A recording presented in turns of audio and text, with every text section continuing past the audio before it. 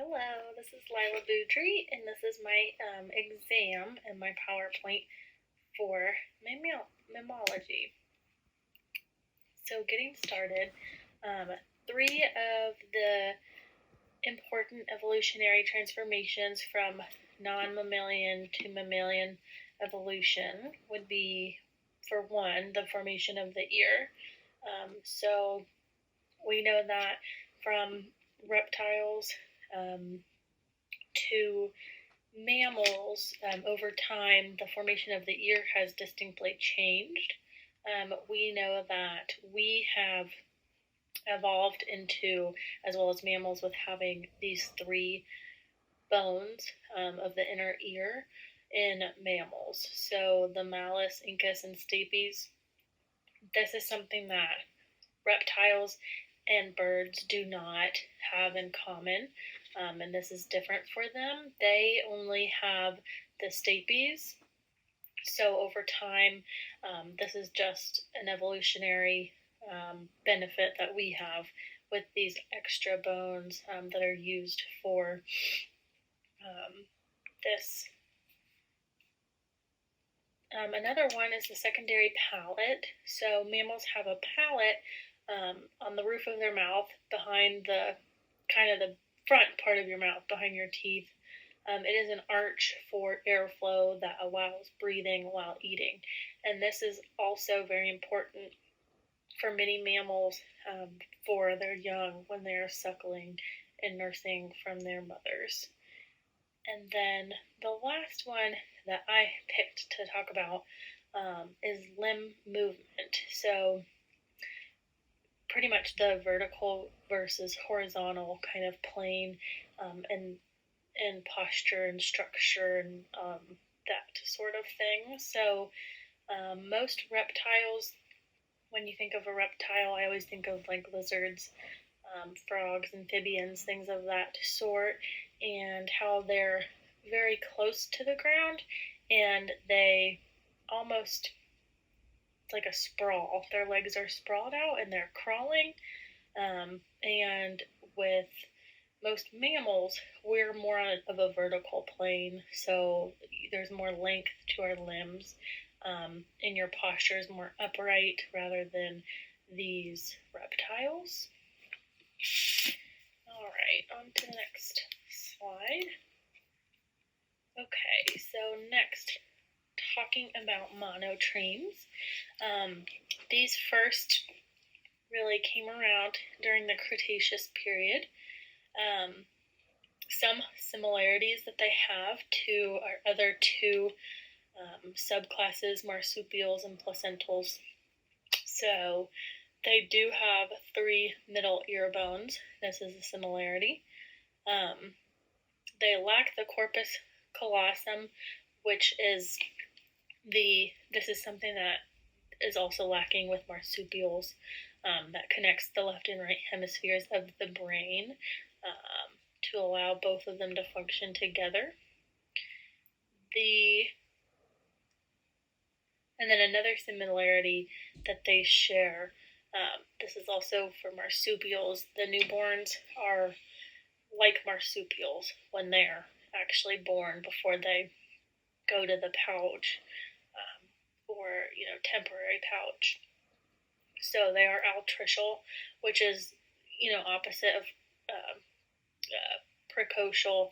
So they are born sometimes pink, eyes are closed, they're not fully developed, hind limbs are not fully developed. They climb from the vulva or birthing area and up through to find the nipples to nurse on the mother. So some differences that they have from the marsupials and placentals are that they are one of the only mammals to have a cloaca. So this is just one opening, different from a vagina. There is no pouch, or if there is, some of these monotremes do just have a temporary pouch. So the echidnas have a temporary pouch. The platypus does not have a pouch. something that is unique to them as well, that is different from the marsupials and placentals, is their bill or beak that they have. And they have many senses and what's the word I'm looking for? Electromagnetic, not magnetic, but senses that their bills and beaks are used for. They do not have any teeth. This is also something that is unique to them. They have a lot of really uniqueness. They are oviparous, so egg laying. They lack nipples, so the young get the milk through. They kind of find a tuft of hair and suckle on a tuft of hair, and that is actually where the milk just leaks out. They are now found in Australia and the New Guinea areas. Two examples of these species are the Sir David Longbeak echidna, and these are almost very rare, not extinct, but endangered. And then they have not been seen for a very long time. And then the shortbeak echidna is very well populated.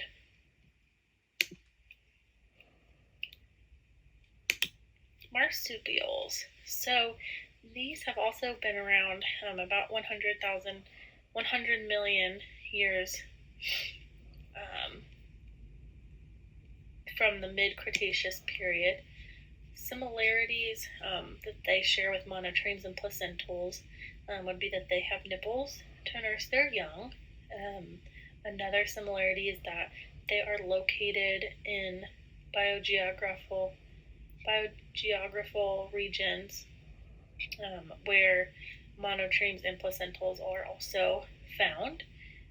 And then another similarity would be that the newborns or their young are altricial, so they're also born and are not completely developed. So pink, eyes closed, not really able to get up and move around and walk on their own, things like that. And they spend most of the time growing on the outside of the body after they are born. Differences from monotremes and placentals. So they have specialized feet for arboreal locomotion. So this is something that is unique to them. And for climbing trees, things like that. They have something else that, just part of this, that it was interesting that we touched on a little bit in lecture, but they have an enlarged fourth digit to grasp really well and hold on to things while they're in the trees. And then they have another uniqueness to them as far as reproductively is that the vagina and uterus are doubled. So they have 2 vaginas and 2 cervixes. They are found throughout Australia and the Neotropics. And 2 examples of these species. And the Virginia opossum, of course, is native to us, the Neo-Arctic region. So the Virginia opossum is an example of this, and then the Tasmanian devil is another one that I wanted to use as an example.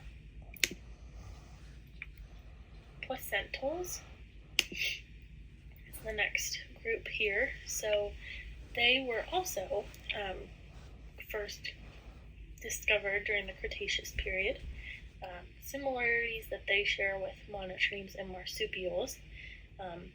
Again, one big point being that they are on all biogeographic regions, besides, no terrestrial mammals in the oceanic or Antarctica regions. Another thing that they all share in common would be that timing is key for reproduction for all 3 of these subclasses. So this is a similarity as far as the reproductive systems go. So temperature is a big role with this. Energy storage and food availability are all factors that play into the timing for these mammals to reproduce.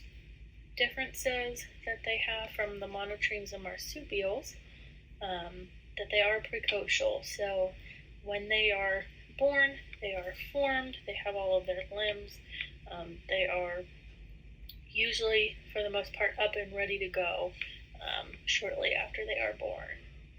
And they do not have pouches. And they have a relatively long gestation period versus the monotremes and marsupials. With their young being born and not completely formed, they have shorter gestation periods.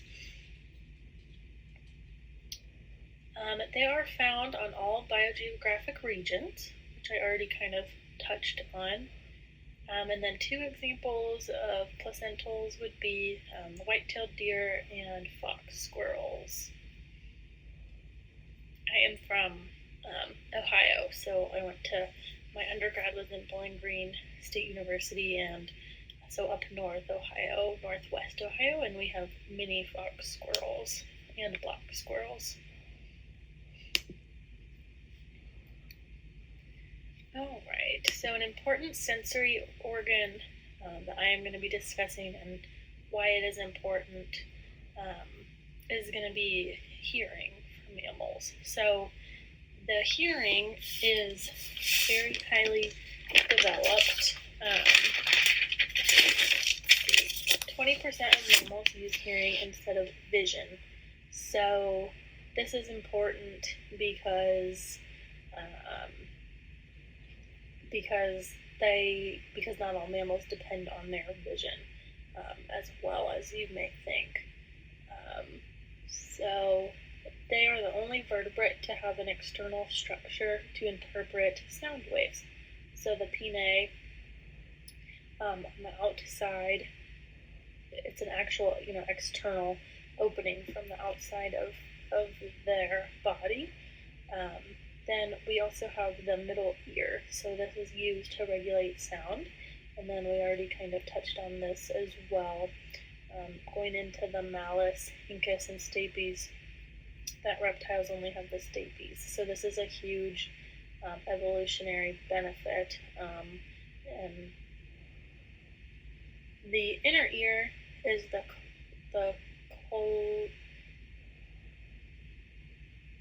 cochlea. This is hundreds, thousands, millions of hairs that are receiving vibrations from the sound waves, and this creates a nerve impulse that goes to the brain to send this information to. And then hearing, some types of, hearing how this is used. Infrasound. Infrasound is used by giraffes and elephants, and this is different from us, so they actually use frequencies below the human range of what we can hear.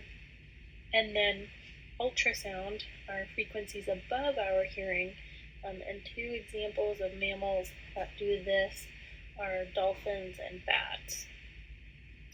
This is important for all mammals for multiple different reasons, mainly communication, in order for them to communicate within their species, and then awareness of their environment, finding food, avoiding predators.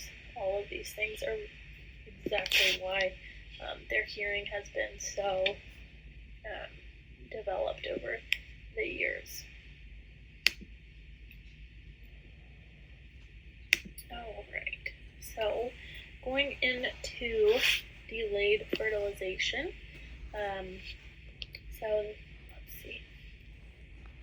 Sperm is stored in the female, and then this is something that happens.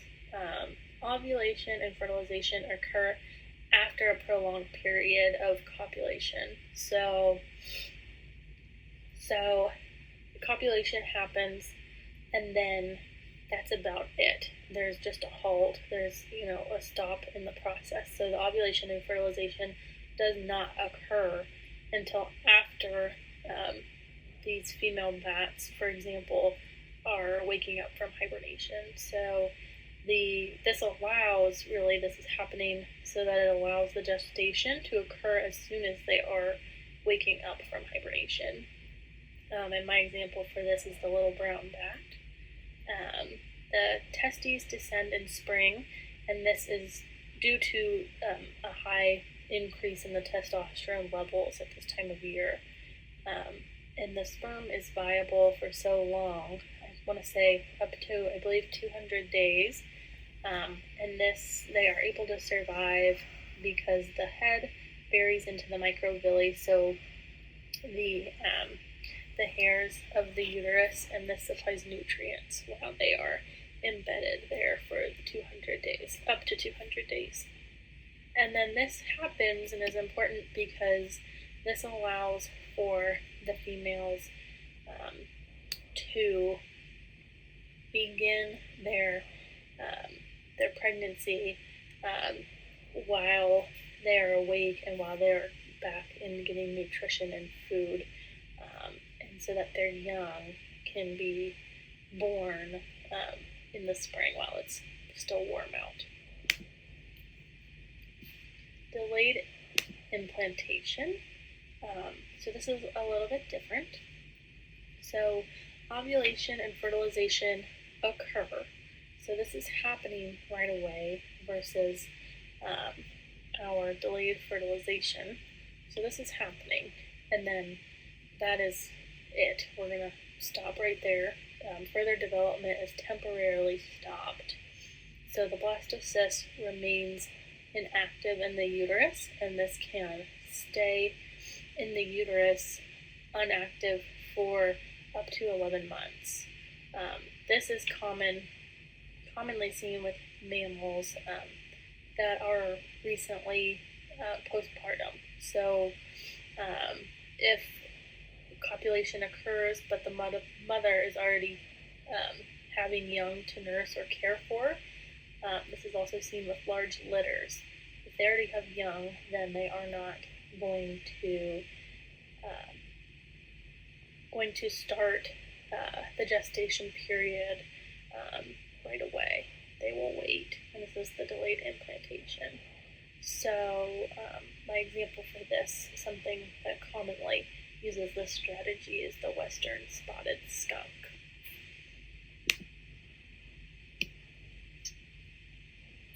Okay, next slide. Delayed development. This is ovulation and fertilization is occurring. Development begins, so this is new. With the delayed implantation, development does not start right away. That is what is being held off. So development does begin, and then we stop. This comes to a halt at the blastocyst stage. So the blastocyst implants in the uterine lining, and it will just stay here, and this can be delayed for up to 4 months. This is an example of what the Jamaican fruit bats will do, and they will do this. They will mate. Usually by late November, all of the females will usually have mated several times, and are inseminated, and then will wait 4 months before they actually start their gestation as well, although they have already began the development process, rather than with delayed fertilization, when that does not happen right away. So this is useful because this allows the young to be born in spring when food is most abundant. So an example of deep hibernation, the pygmy possum. This is located in Australia, and they are restricted to alpine and subalpine regions. So high, cold, snowy mountaintops. They are the only hibernating marsupial in Australia. So these guys will hibernate under the snow for up to 7 months during the winter, and this usually will begin in June. They are primarily triggered to do this due to the low temperatures that they are living in, as the temperatures with the snow in the mountains, and then they, because of the snow as well, and then less food availability during these winter months and these harsh winters. They have to, something that's important, they have to be at least 1 meter under the snow cover to have enough insulation to get through the winter to survive. Their body temperature usually drops to around 2 degrees Celsius. They double their weight in fat deposits before while they're preparing for this hibernation, and this is beneficial, evolutionary beneficial, in order for these creatures to survive the harsh winter months without using all of their energy reserves. Shallow hibernation. So my example for this is the black bear, and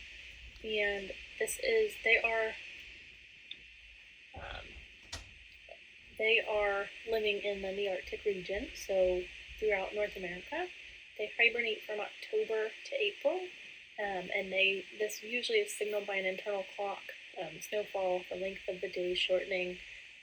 They're just really on that time clock all year round, and know when it is time. They're awake during spring when vegetation sprouts and when temperatures are warming. Their body temperature, only decreases about 10 degrees, so this is another reason why they're considered a shallow hibernator and not a deep hibernation. Their metabolic rate, body temperature, heart rate, all of that does not drop as low as some of our deep hibernators would. And this allows them, again, to use their stored energy slowly in order to conserve their energy and to be able to survive throughout these entire winters.